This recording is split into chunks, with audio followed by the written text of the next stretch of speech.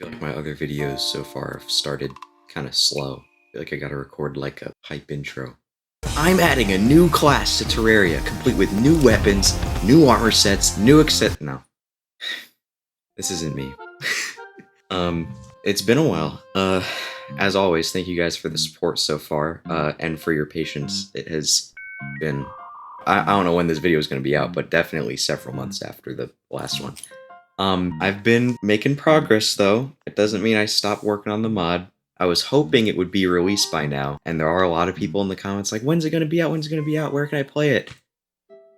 Soon. Stay till the end of the video and I'll explain that a little more. I'll talk about releasing it. For now, I want to talk about the tactical class. If you haven't watched my previous two videos, they'll be in the iCard or linked in the description, wherever, just look for them. Watch those. The first one specifically, second one if you're so inclined.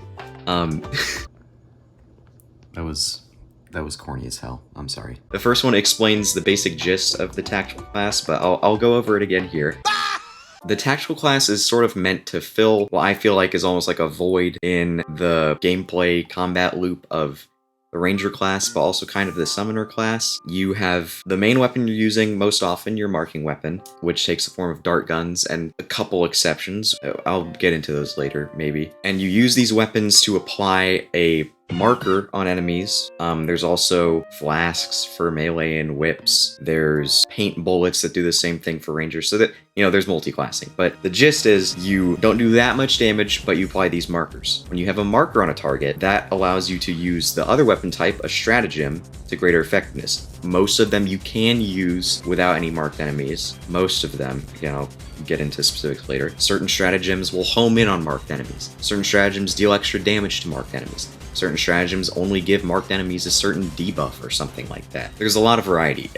There's kind of no rules with what the stratagems are as far as the weapon type. They initially kind of started out, and if you look back at the previous two videos, originally a lot of these were just like airstrike type things. There was a couple exceptions like the hive bomb, but most stratagems were airstrikes because, you know, I got the name Stratagem from Helldivers 2. The idea was that it would be like kill streaks or stratagems from that game, where it's, you know, almost kind of military themed, like high power things you call in. So in my mind, I was like, oh, the airstrike calling down from the sky. But, you know, that gets a little boring if they're all airstrikes. So there's a lot more that are not that, but again, I will get into that later. I'm trying to keep this video shorter, so I can actually edit this quickly and get it out on time. Also, as you've probably seen, the setup is different. There's no green screen. Again, couldn't really set up the green screen in the new location that I'm at, but I just want to get this out. I don't want to leave everybody in the dark. Anyways, armor sets. Armor sets are done. Throughout every stage of the progression, there's like, I don't know, I'll correct myself when I edit this, but I think there's 9? Hey, so actually there's 11, and there's also an individual piece that's like some goggles in pre-hard mode. So way to go past me, you don't know what you're talking about. Yeah, there's a ton.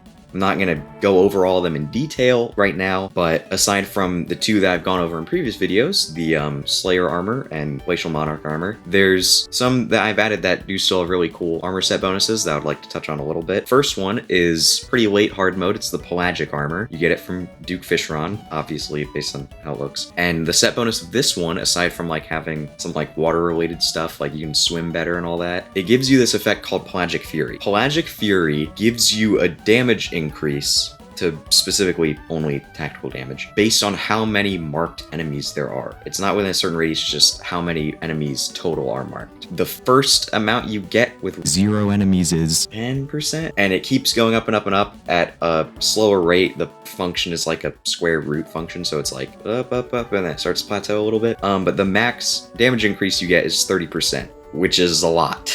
Especially since this armor already is a little bit like a glass cannon type armor set. It's a little bit lower defense than some of the contemporary ones. So yeah, that one's really fun. Animating the tail was pretty fun, and figuring out how to get it behind the player with like draw layers and stuff, but that's some nerdy coding stuff that most people probably wouldn't be interested in. Speaking of, if you guys want me to do more detailed programming breakdowns, I could. I might make like YouTube shorts or something, I don't know. Anyways, another armor set that I would like to go over. Which one should I go over, actually?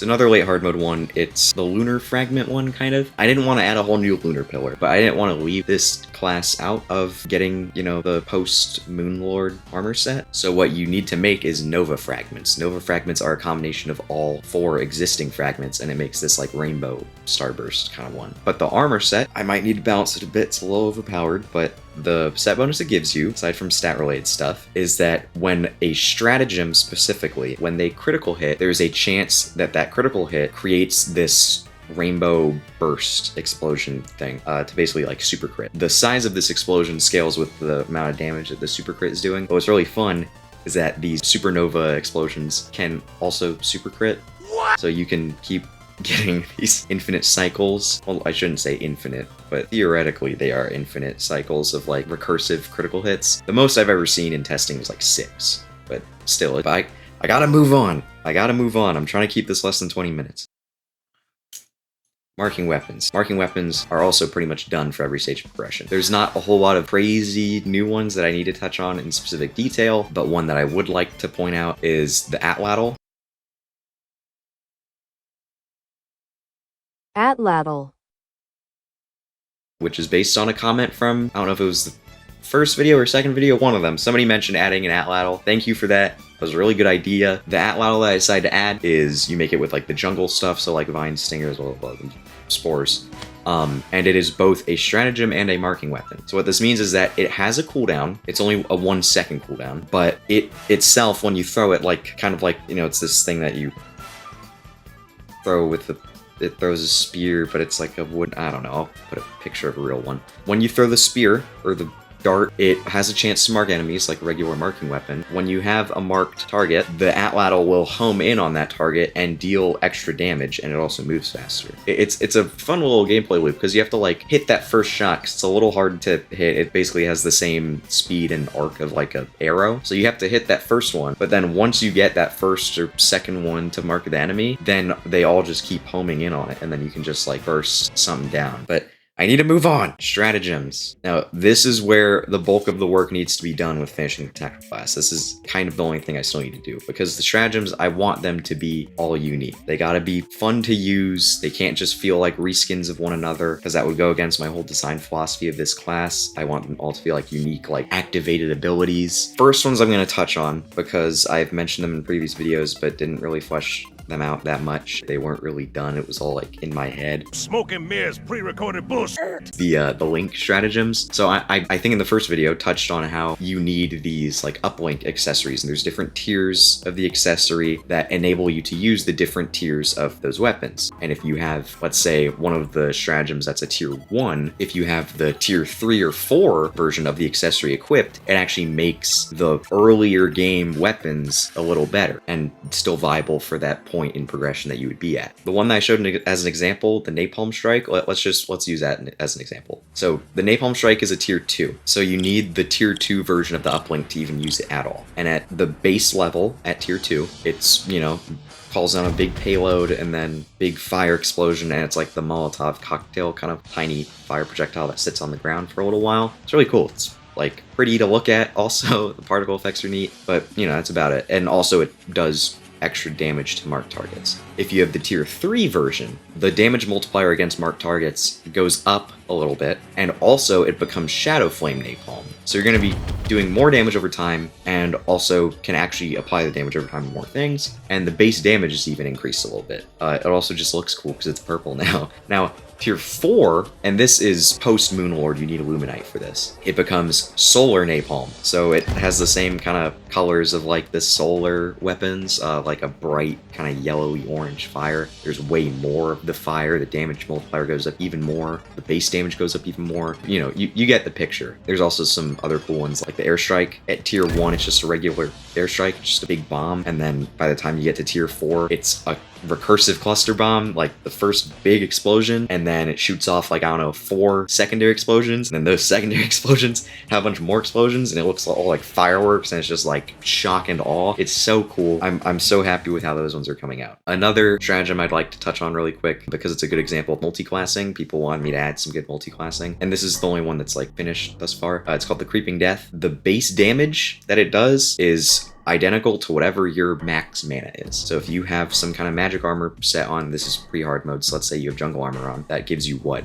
60, 80 extra mana. So if you already have 200, like you have the max mana stars, then this is going to be doing, instead of 200 damage, it would be doing 260 or 280, whatever it is. Or if you have like a crazy max mana build later in the game, like 400 or something. And it also uses mana, even though it is a stratagem. So it's kind of more of an overt multi-classing thing than anything that's in like the vanilla game, which I guess goes a little bit against like my whole vanilla friendly philosophy, but I don't care because it's cool. Also, it can only damage enemies if they are marked, which I thought was also interesting. I've been yapping for a while. Okay, one more stratagem I really want to mention. I'm gonna have other ones playing like here throughout the video probably, but one that I want to explain in detail is the Magma Lance, another pre-hard mode one. This was directly just inspired by Orisa's Javelin from Overwatch 2, and if you haven't played Overwatch 2, basically what her Javelin does is when she throws it, when it hits an enemy, it pushes them back, and like while it's impaled in them, they're like stunned and can't really do anything. If they hit a wall, they get like pinned to that wall and held there, and still like they just can't do anything, can't attack or anything like that. So I wanted to do that with this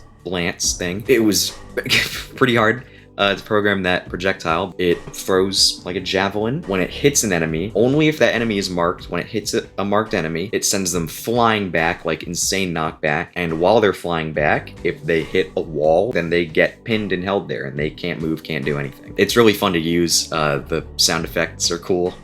Yeah, I love that one. And one more thing I want to mention before I get on to like talking about the future of the mod is, and you would have already seen a little bit of this before with the supernova explosions and the creeping death projectile. There are some visual assets that were actually not created by me, which is a first. There's this really great pixel art asset pack on itch.io by bdragon1727. It has literally hundreds of effects animation in it. It's so good. Like the license somehow is just, you know, set up to where you can use that in commercial, educational, personal projects, like whatever. And you can download it for free, although it's suggested that you donate. And I would ask that if anybody sees this and they're like, oh, I want to use that, if you're not doing it for like a school project or something, please donate, because it's really good. And I would imagine this person spent a lot of time on it, and it's extremely good. It's like genuinely some of the most flawless effects animation I've ever seen, regardless of pixel art or not. It's just really good, and I'm really bad at effects animation, so I want to use this. If you pick this up, donate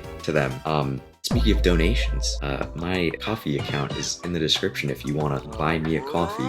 Also, something I do want to clarify with that. I don't know if I've mentioned this outright in previous videos, but you do that, it's not like you're not getting anything out of that. So do it at your own discretion. That's just if you want to like tip me, you know what I'm saying? It's not like a Patreon. There's not benefits to doing that. I want to clear that up. But if you feel so inclined and you like what you're seeing, in the description, coffee account. Okay. Get a load of that guy. He has no idea what he's about to talk about because that was recorded in August. It's January. It's a different year now. So I was about to talk for like 5 minutes about what the future of the mod was gonna be. And yeah, plans have changed because, man, my last semester was like the Carjo century of humiliation, let me tell you. I basically didn't work on this at all. I've been grinding right now. You can see my eyes are all glassy, yikes. I got good news, actually. This upcoming semester, I'm actually going to be working on the Odyssey mod for school, like for college credit at a top 5 public university, by the way.